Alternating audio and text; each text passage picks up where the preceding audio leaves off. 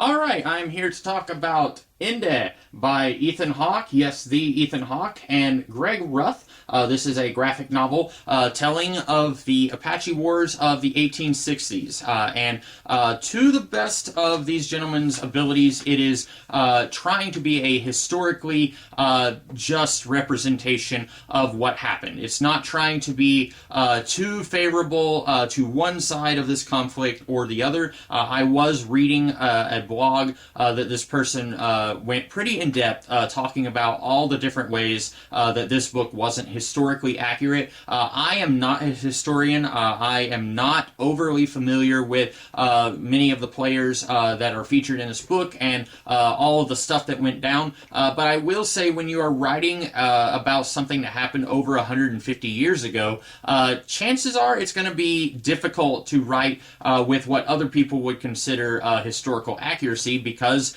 you are looking at other people's accounts of what happened, and those accounts are going to be biased in favor of the person who is making the historical account. So if you are reading an account of how the man who would one day become Geronimo attacked a Mexican town, whoever is writing about that in the history books, they may be spicing it up and making it seem a lot more violent, and that they killed innocent women and children or whatever, whereas someone else might report with a little bit more veracity, and they might say, no, they attacked a military fort, and so it was just soldiers that they killed. And so this book is, as the best that I can tell, a attempt at making a historically accurate look at what happened, what started this conflict between the white settlers and the Apache people of this area. And I think it's pretty solid. For one thing, I will say it's a very brisk read. You look at this, it's not super short, and a lot of times when you're reading a history, it's gonna drag on, but this did not. I read it pretty quickly, and I will say I think the art is very beautiful, but I do wish that Ruth had made more of an attempt to differentiate some of these characters. And that is not me saying like all the Apache look the same, because it's also true for some of the white characters. You will have two characters in the same page, and a lot of times I'm having trouble telling some of them apart.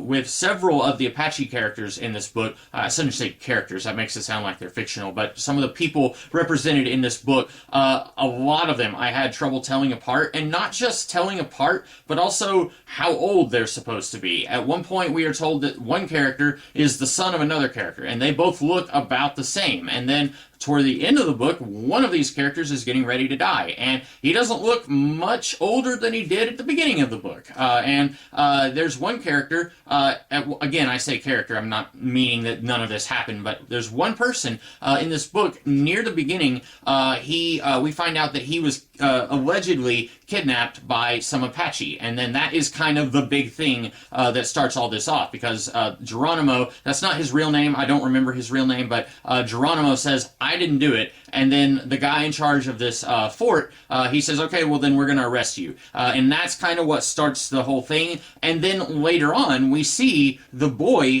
who was kidnapped, and he's a full-grown man with a mustache now, and the book doesn't really go into, okay, this much time has passed. At one point, I think we get a 2 years later caption, and that's before the kidnapping. So I wish that it did a little bit of a better job of saying, okay, this much time has passed over the course of the story. And then also, I feel like Hawke and Ruth were wanting this to be more from the perspective of the Apache, and as such, I feel like the story is missing very important chunks of what happened in this conflict. At one point, the Apache have gotten to the point where they say, we will no longer trust any of what this book calls them the white eyes, or white man.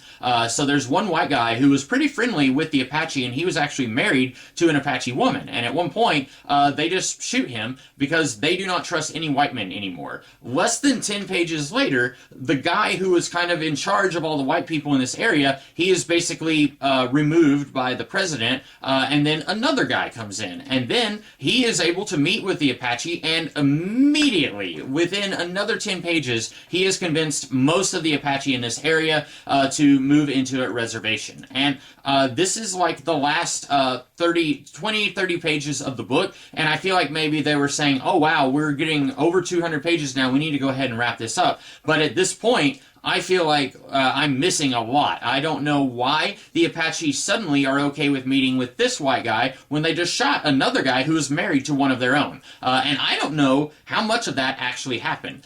Because this book says that the boy who was kidnapped, it later says that he just ran away from home and then he made up the thing that he was kidnapped and he found a home with the Apache. And then later, he's working with the white men again and the Apache don't like him. I'd like to know more about that guy. I'd like to know, was he actually kidnapped? I looked him up on Wikipedia. Wikipedia says he was kidnapped. So I don't know if Wikipedia is faulty. Obviously, you can trust everything that you see on the internet. Or is this book faulty? Is this book saying, no, he wasn't really kidnapped when, yes, he was? I don't know. I am not a historian. I don't know enough to make a claim one way or the other. But I do feel like once you get into the closing bits of the book, it kind of rushes through a lot of stuff, and I wish it would have taken its time a little bit more.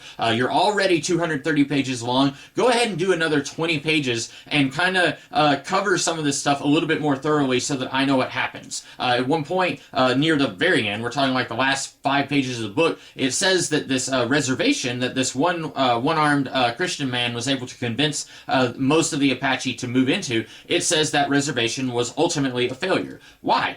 I'd like to know what happened. How did that fall apart? It feels like maybe they thought, well, Geronimo finally deciding to surrender, that's a good stopping point for the story. And yes, it is, but also it seems like there's some pretty interesting meat to the story that this book is not covering, and I wish it would. Now, in this book's defense, it does have a pretty lengthy list of further reading that it suggests for you. If you like this, you can read some more of this stuff, and since I already bought this book, I want this book to tell me what's going on here. I don't want to go and buy another dozen books to find the answers that I wish were in this one.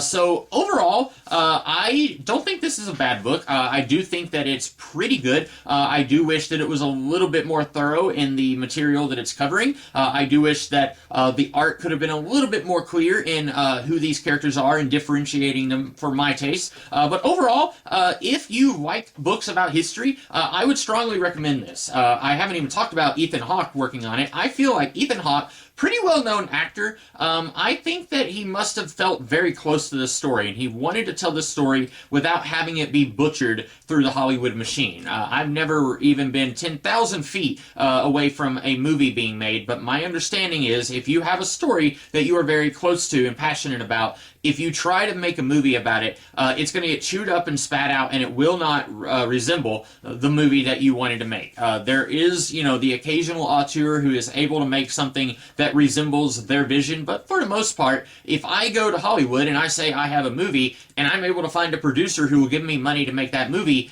in exchange for that money, most of the time the producer is going to want me to do certain things in that movie. Cut out this character, let's change this subplot, etc. And I'm thinking, I don't know this for sure, but I feel like Ethan Hawke, who probably could have made a movie about this. He could have, I know he's an actor, I feel like he's also directed stuff. He very easily could have made a movie about this, but it wouldn't have resembled the story that he wanted to tell. And so he went the route of a comic book, and comics not really a cash cow entertainment, but I can see that Hawke wasn't interested in making a boatload of money. He wanted to tell his story without it being cut into pieces, and I respect him for that, even if, like I said, some people might not think that this is entirely historically accurate. So overall, I would recommend Indeh.